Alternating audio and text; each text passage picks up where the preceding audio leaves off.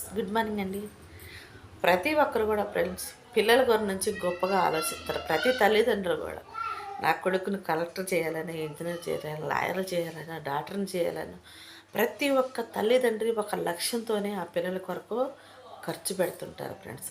పిల్లలను ఒత్తిడి చేస్తుంటారు, ఇబ్బందులు పెడుతుంటారు. వేధించమాకండి, శోధించమాకండి. ఎందుకంటే పిల్లలు చదివేది వాళ్ళ ఇష్టం కోసం, వాళ్ళ జీవితం రేపు ఎలా ఉండాలో మనం చెప్పటానికి ఒక మార్గదర్శనలాగానే ఉండాలి.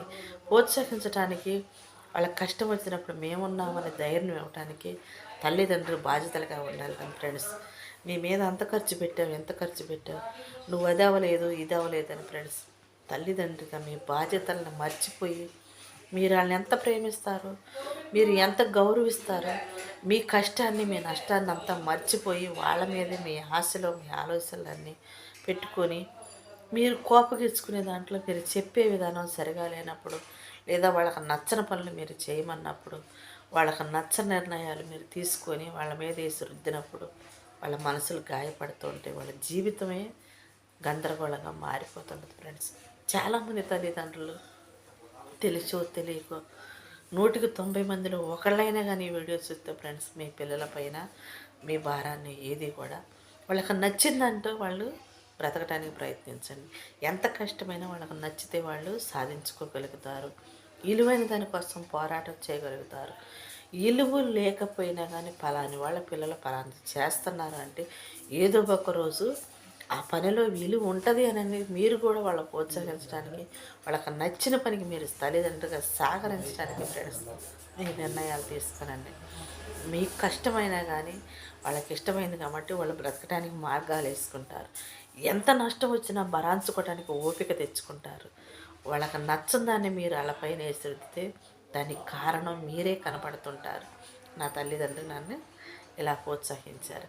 నా తల్లిదండ్రులు ఇదే జాబ్ చేయమన్నారు, ఇదే డాక్టర్ కోర్స్ చదవమన్నారు, ఇదే నాకు గవర్నమెంట్ది సాధించాలి అనేది కోర్సు చేశారని, నేను చేసే పనిలో నాకు కోర్సు ఎక్కువైపోయిందని, నాకు మనశ్శాంతి లేదని చెప్పేసి తోటి ఫ్రెండ్స్తో చెప్పుకుంటా ఇబ్బందులు పడుతూ ఉంటారు ఫ్రెండ్స్.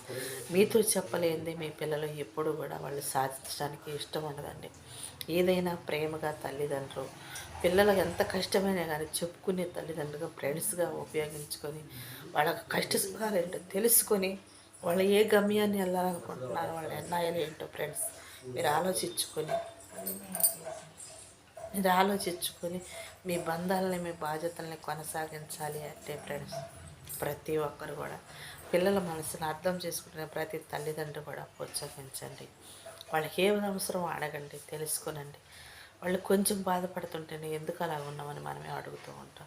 వాళ్ళ అవసరాలు తెలుసు, వాళ్ళ ఆలోచన తెలుసు, వాళ్ళ నిర్ణయాలు కూడా మనం అంగీకరించగలుగుతుంటే కొన్నిసార్లు మీరు ఎంత కష్టమైన పరిస్థితిలో ఉన్నా, మీరు ఎంత ప్రేమ పంచారు, మీరు ఎంత డబ్బు ఖర్చు పెట్టారు, మీ తల్లిదండ్రులుగా ఉండి వాళ్ళని ఎంత ప్రోత్సహించారు వాళ్ళు అర్థం చేసుకొని వాళ్ళ గమ్యాన్ని ఏంటో వాళ్ళు తెలుసుకొని ఫ్రెండ్స్ రేపు ఆ గమ్యంలో మీకంటూ ఒక పేరుని ఒక విలువని సంపాదించి పలానా పిల్లలని చెప్పుకోవడానికి ఒక మంచి అవకాశం ప్రతి తల్లిదండ్రిగా వెనకాల పిల్లలకు ఉండి ప్రోత్సహించి అండగా ఉండటమే మన బాధ్యత అని ఫ్రెండ్స్ ప్రతి ఒక్క తల్లిదండ్రులు తెలుసుకోనండి. డబ్బు ఖర్చు పెడితేనో లేదా వాళ్ళని మనం దండిస్తేనో లేదా మనం అన్నీ చూస్తున్నాం కాబట్టి వాళ్ళకి నచ్చింది చేస్తేనో వాళ్ళు మన మాటిని మనకిష్టమైన జాబు మనకిష్టమైంది చదువు వాళ్ళు చదువుతారులే అని చెప్పేసి ఎప్పుడు కూడా ఫ్రెండ్స్ మన బాధ్యతలు మన బంధాలు వాళ్ళ పైన వేసి మాకండి.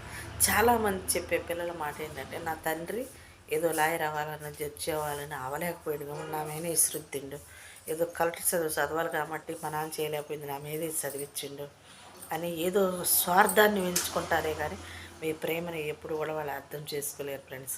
ప్రతి తల్లిదండ్రులు కూడా గుర్తించడానికి ప్రయత్నించండి. Okay, bye, thank you.